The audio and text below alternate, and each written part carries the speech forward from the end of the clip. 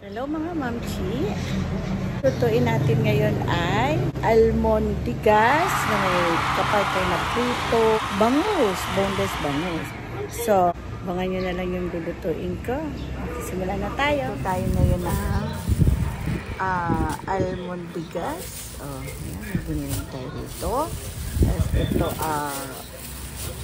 ito bangus na boneless. Ito natin mamaya para makapart itong ating almondigas. Iba ingredients kukunin ko na lang sa tindahan kasi meron pa naman kami mga ibang ingredients. Initin muna natin itong bangus. Kasi, pasensya na kasi ang lababo namin is parang unfinished lababo kasi na. Dito lang yan sa labas. Hindi na namin pinag-aaksayang pang paayos. Pero baka sa Pasko, pag nasa pera, gagawin na po namin itong tiles. So, yan. Ito na siya. Pero parang sumarap, lalagyan natin siya ng patis. Ito yung patis sa tinda namin. Patis lang din. Masarap yan. Maglalasa yung fried chicken. O, halu-haluin nyo lang na ganyan. Halu-haluin. Ito muna. Ganyan-ganyan lang. Tapos mamaya, paminta naman lalagay na. Pa, yan mga kinori namin sa puno. Yan. Hindi ako prepared. Kukuha muna tayo ng kalamansi dito sa puno namin. Ayan. Ayan, may mga kalamansi. Puro nagyayelo nga sa sobrang init. So, yelo na lang ang kukunin natin para manamis-namis. At saka wala na nga kaming masyadong green. Nagyayelo na sa sobrang init. So, kukunin muna natin yung mga naninilaw na. Maganda nga ito kasi magiging manamis-namis yung ating ibababad na bangus. Boneless bangus. O, diba? Masarap na. Ayan, ang dami. Puro nagyayelo. Kukunin muna natin yung mga nagyayelo. Yan ang ipang bababad natin. So, okay na to. Kasya na sa basta't puno na sa kamay ko. Yan. Pwede na. Uy, asawa ko. Yun. Ayan, mga halaman ko. Ganda, oh, fresh na fresh. Halaman ko yan. Yan na lang yung mga natira. Dati tarikita ako eh. Pero nung nagpagawa ka ng bahay, nagulo na yung mga halaman ko. So, yun na lang yung mga natira. Sa kabilang side, meron pa din. Ito lang yung dito sa amin parang kainan. Yung mangga. Sa puno doon. Ang kapitbahay. Iwain lang natin yung kalamansi. Yan ang ilalagay natin doon sa isda. Ganyan. Konti lang kasi baka masyado na maumasin. Magalit na naman si Muy-Muy. So, nag-yelo yan para hindi masaya. Isa natin siya ganito lang. Ganyan lang. Okay na yan. Para hindi pumunta yung buto. Hindi na pupunta yung buto niyan. Ganyan-ganyan lang. Konti lang baka maasiman na naman si Muy-Muy. Ganyan. Tusok-tusok-tusokin na lang ng ganyan. Tusok-tusokin. Tusok-tusokin. Ganyan-ganyan. Para kumati ang sangkap nung mixture ng kalamansi at patis. So, mamaya ba? Set aside lang natin, mamiprito na natin to. Kailangan natin is bawang, sibuyas lang. Pero lagyan natin siya ng paminta. Tapos ito na yung giniling. At saka ito yung kinsay, mamaya. So, dikdikin muna natin ang bawang. Lagayin natin yung balat. Tapos iwain na natin. Para sabay-sabay na yung pag hihiwa natin. Alam nyo guys, masarap na ulam to kasi ngayon, mga kamamchi. Pag yung ilay na ilay ka na sa baboy. Actually, may baboy din naman to, kaya lang yung at least meron siyang konti lang yung giniling. Kasi meron tayong bangus na pinilig to. Kasi kapon ang ulam namin, pork steak, nakakasawa na rin, diba? Pag puro ganon.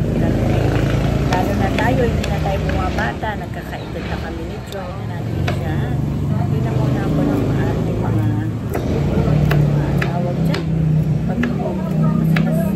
Pag mamadali isang nanay, lang sa parang working mom kasi ako eh. Para laging nagmamadali kasi namin nga talaga sa panahon. Bukas may pasok na naman. So, yung ibang araw oras, pagkatapos ko magluto, gagamitin ko naman sa ibang trabaho. Yun lang ang advantage ng nanay naman sa bahay. Kasi, Diba, hindi sa...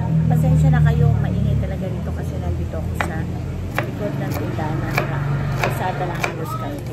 Hindi ko na masyadong pinino yung sibuyas. Yung kalahati niyan, ilalagay natin dito sa giniling. Kasi para magkalasa. Anyway, marami naman siyang bawang. At pag ginisa natin to, tapos nasa meatballs yun, masarap pa din. Set aside na natin to para mamaya. Ngayon, magtitik tayong paminta, lalagay din natin. Tip ko lang, mas masarap kasi maglagay ng pamintang buo. Tapos didiktikin mo na. Mahilig kasi ako sa paminta, guys, marami. Kasi pagka pino nilagay nyo, minsan kasi peke yung mga yung mga tawag dito, mga pinitindang ganito. Dinadagdagan nila ng natin. Ito lang po. So, mas minsan, ang itim-itim na halos ng sabaw, sa dami na nalagay kong paminta, wala pa rin lasa.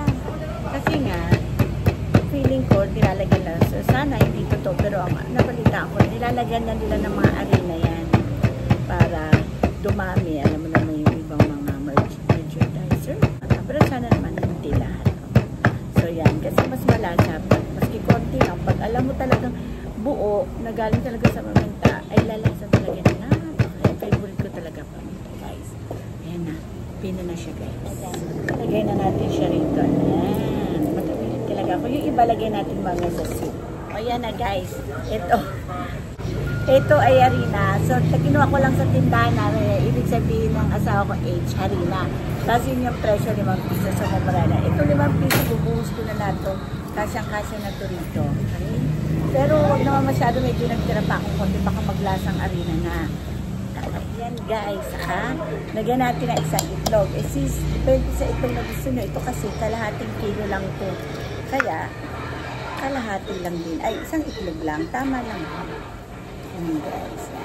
Alam nyo, guys, meron na rin ako mga luto yatang albondiga sa aking YouTube channel, saka sa Facebook. Pero medyo mas maayos. Ito kasi, binlag ko. Kaya medyo... Nagsawa na rin ako sa mga video ayos na ayos ko. Gusto ko na rin kung paano kung magluto talaga yung as a busy mother, yung nagmamadali. So, yun na lang yung wala ng ating setting. Kasi para makita naman din ko paano magluto ang nanay na kulang sa panahon. Pero, masarap pa rin ang kalalagsan. So, ayun na siya. O ito, lagyan natin nga pala asin. Nakalimutan, medyo marami kasi lasasama naman sa sabaw yan. Kaya. So, halo-halo lang. Start na tayo. Magpaparikit na. Eto na, dito tayo magpaparikit. Ito yung mga nasa video ko sa Facebook. Gusto saka sa YouTube. Gusto kasing magluto rito. Pero meron kami rito lutuan din. Pero, mas masarap kasi pag sa uling ang pangparikit to. Mas masarap pag sa uling luto. Start na tayo. Patis. Nagpapasarap sa mga lutuin ko. Kita kami. Bilisin natin muna siya kasi meron sa mga ano ba yung nakaraang namin ko. Bilisin natin para malinis natin yan. Kuha lang ako ng papel.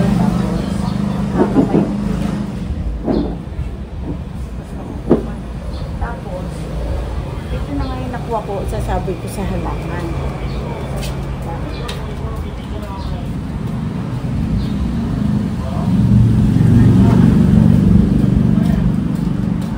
Pagpalisip kasi yun. Ayan, kumuha lang ako pang tinda rin namin ito. Ginagamit din namin sa pagtitinda. 20 at ay, wala silang nata. Isa nito. Ito sure, sa nilagay natin. Pero sa ngayon, ako yun na natin siya.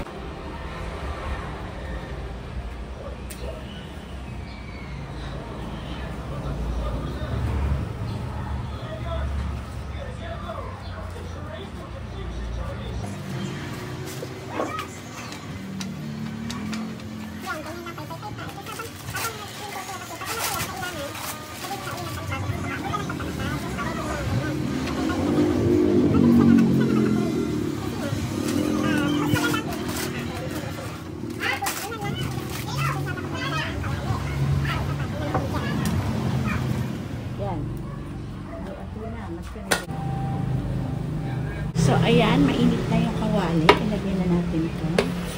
Bawang.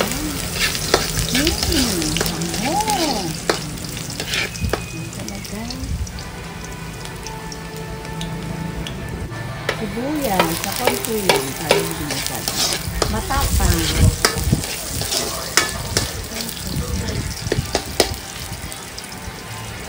sabi ko, idagdag natin itong paminta ngayon. Maganda isinisama kasi ito sa pagigisa. Ayan natin ito sa pagigisa. Masihara. Parang naluluto siya ba? Tapos, lagyan naman natin siya ng patis. Para maluto yung patis. Hindi yung diretsang lalagyan ito sa patis. Para maluto siya. Okay. Pilitan ko siya ng tubig. Ang ilagay naman natin ito sa bahaw. Ginisa natin. Lagay natin siya sa bahaw. Medyo ganto-ganto na para yung lasa ng mga kakawali. Mapunta pa rin doon. Okay. Pakuluin natin siya ng may takip. Tapos pagka kumulo na siya, pwede na natin lagay yung bilog-bilog na meatballs.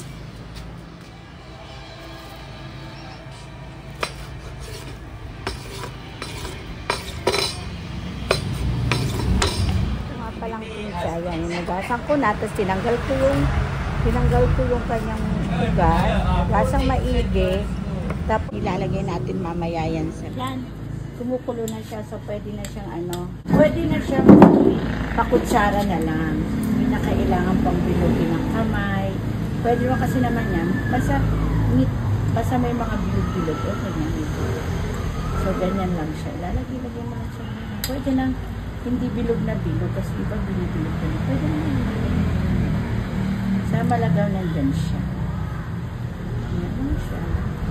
Siguro mga kalahati lang lalagay ko kasi yung iba kasi plano kong gawin Shanghai. Dadagdagan lang yan ng patatas at saka ng carrot at saka ng harina. At ibabalot lang sa lumpia after pwede na yung lumpiang Shanghai.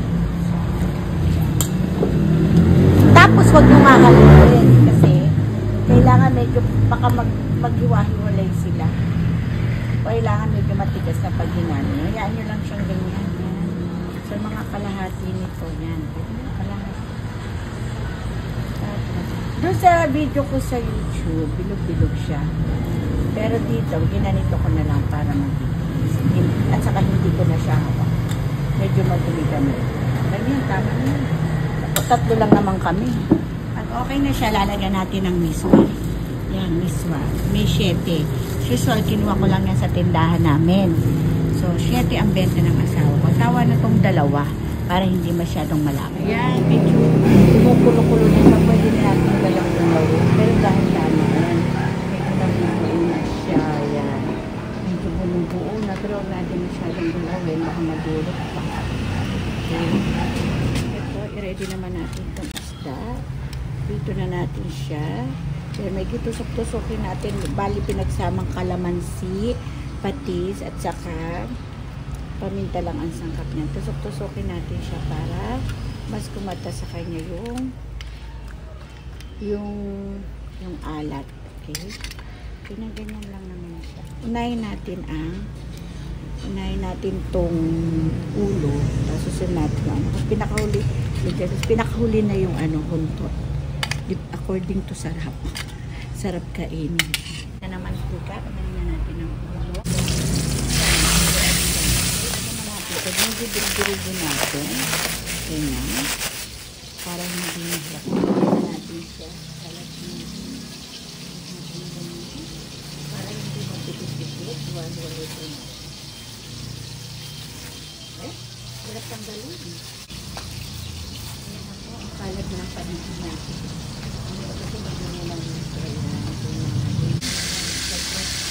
Bumalik siya dahil sarang lalagyan naman natin siya ng chicken good. Dapat pork cubes, pero pwede naman chicken. Wala kasing available. Okay na yan. Marami kasi kaming chicken. Meron na ba? Natakpan na. Ayan, paan.